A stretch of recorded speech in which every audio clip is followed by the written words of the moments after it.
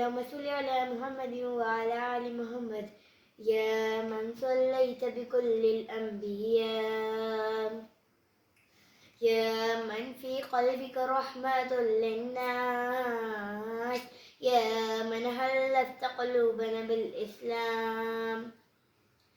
يا حبيبي يا شفيعي يا رسول الله بأمي وأبي حظيتك سيدي صلاة وسلام عليك يا نبي حبيبي يا